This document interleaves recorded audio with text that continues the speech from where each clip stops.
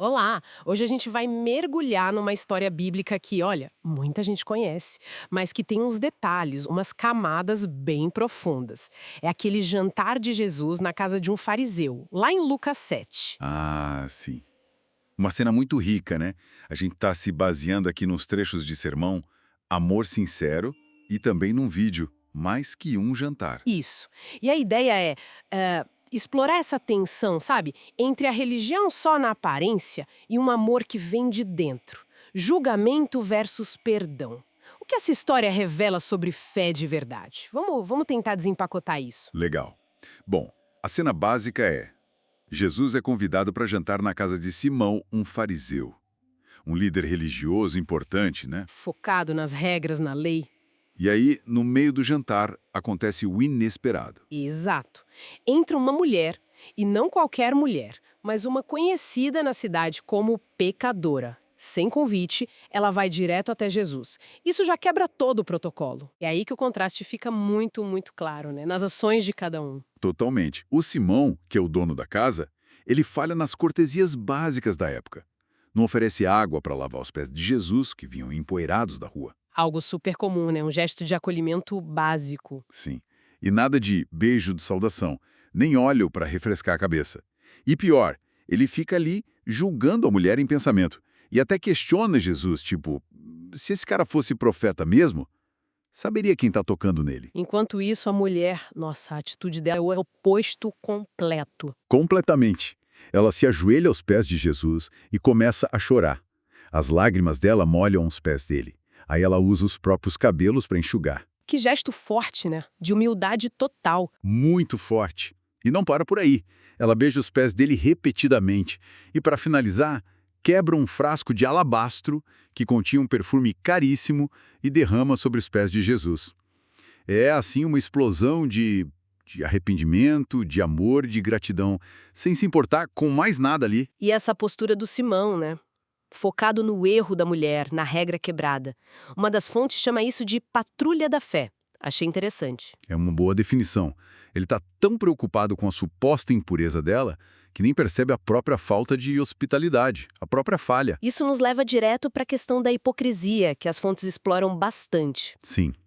Aquela coisa de ver o cisco no olho do outro e não ver a trave no próprio olho, que o próprio Jesus falou, né?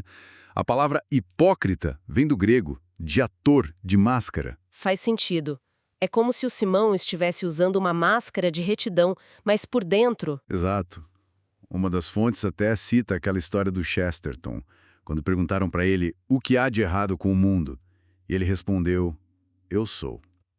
Essa autoconsciência, essa humildade, é o que falta no Simão e o que transborda na mulher. E, para deixar isso bem claro para o Simão, Jesus conta uma parábola, né? Isso, a parábola dos dois devedores. Um devia muito, 500 moedas, o outro menos, 50. O credor perdoa os dois. Aí Jesus pergunta, qual deles vai amar mais esse credor?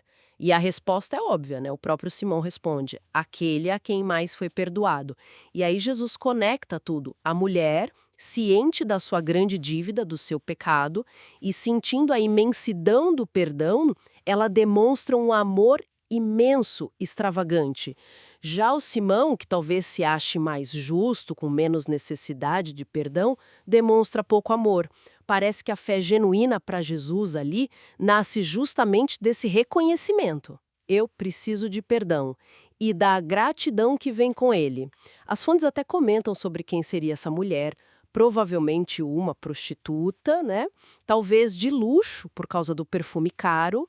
É uma possibilidade, mas agora são totalmente ressignificados. São atos de pura adoração.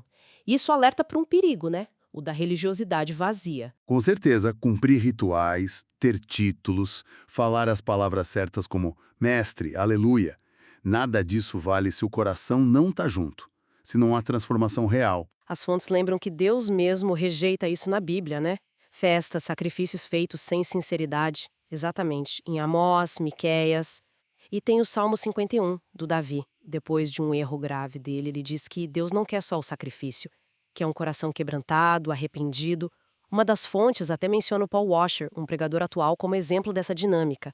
Reconhecer a própria condição e transbordar em gratidão pela mudança. Então, resumindo a mensagem principal aqui, parece que o cristianismo autêntico não é sobre seguir regras à risca ou ter boa reputação. É fundamentalmente sobre amar Jesus. Um amor que nasce dessa gratidão imensa pelo perdão recebido, né? A história coloca lado a lado esse homem religioso, respeitado, mas frio, distante, e a mulher marginalizada, mas que se conecta profundamente com Jesus pela humildade e por esse amor, assim, avassalador. E a reflexão que fica, então, é para a gente se olhar no espelho, né? Exato. Será que a gente está mais para Simão, preocupado com a forma, com o julgamento, talvez mantendo uma certa distância segura de Jesus, mesmo estando perto fisicamente? Ou será que a gente se identifica mais com a mulher, consciente da nossa própria bagunça, da nossa necessidade de perdão, e respondendo a isso com um amor que talvez pareça exagerado para os outros, mas que é sincero? E isso leva a uma pergunta final, né? Que tipo de perfume a gente está derramando na vida? Nossas ações, nosso tempo, nossa devoção?